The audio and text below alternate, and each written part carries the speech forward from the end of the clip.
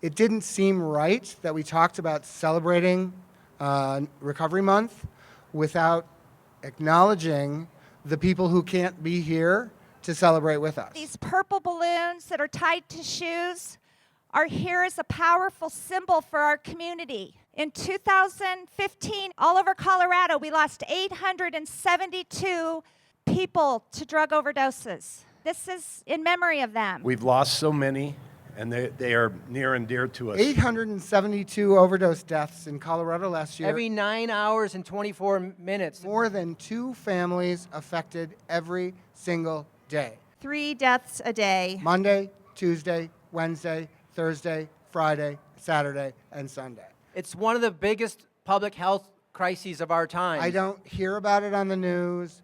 I don't hear about it on anywhere. With awareness starts the conversation, and with the conversation starts the action and the solutions. It is important to talk about these issues in the open and to collaborate on how to keep someone like me from becoming an empty pair of shoes like we see on these steps. These are issues that we have to start addressing with our elected officials. I want to reach out to the state, the local government, the federal government, anyone that will listen. People are dying every day. I did lose my young son 3.5 weeks ago.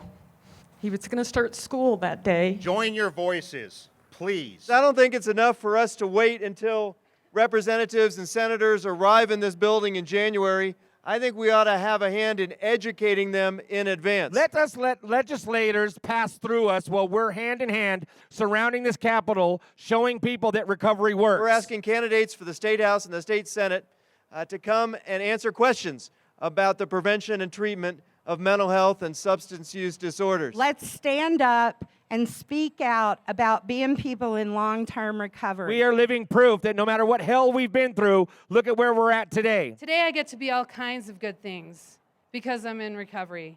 I get to be a good mother. A husband, a son, a father, a brother, And a good leader in the community and a productive member of society. because I am in recovery. For a long time, our justice system was not very compassionate and frankly was not very intelligent about the way we dealt with addiction. In the last few years, let's say the last 10 years or so, I think there's been a swinging of the pendulum to the right side where people are starting to understand that addicts aren't villains. I'm a recovering addict for 10 years now. I've been through it. I know what they're going through. I'm a huge believer not only in the power of addiction to bring people down, but in the power of other people who understand addiction to lift people up. The reason I do what I do is because when I look at those clients, I look at myself. We're using our lived experience, what we have been through and what we have experienced to help others have the hope that comes from knowing that other people have been where you are and have walked through it and gotten to the other side. Coloradans need to know that we can and do recover, that this is a public health issue, not a criminal or moral issue. What about the ones that are thrown in jail? As a criminal justice system, we are the least equipped and most expensive place for people who are dealing with addiction and mental health issues, and we need to get out of that business. There are so many other organizations who are better equipped, more dedicated, more efficient to deal with people and the issues that they have. We work with formerly incarcerated men and women. We just try to support them in all areas possible. We have more jail beds than we have treatment beds for people with mental illness. One of the main problems facing the recovery community here in Denver is a lack of recovery residences. That is a crime in and of itself. Now come on. Now come on. Now come on. Now come on. Now come on.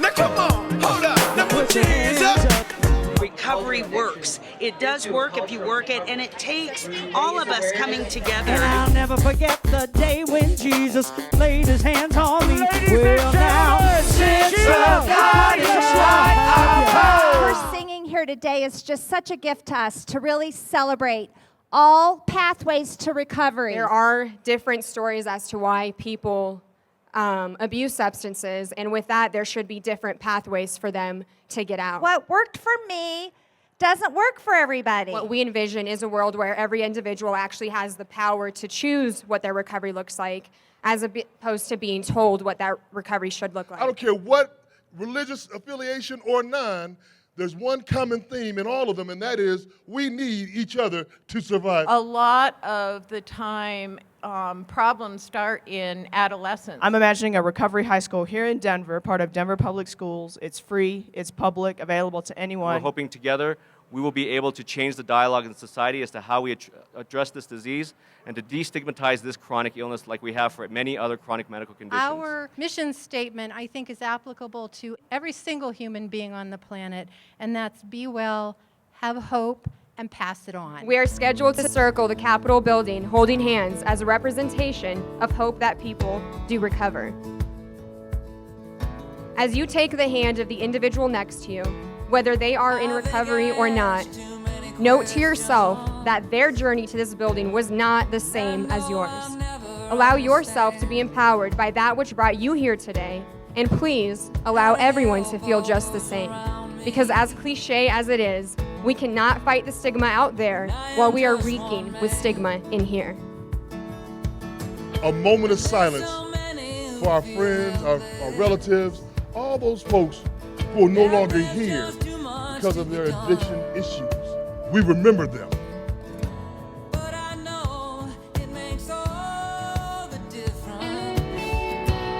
The revolution has begun. If I can help just one, and you can help just one.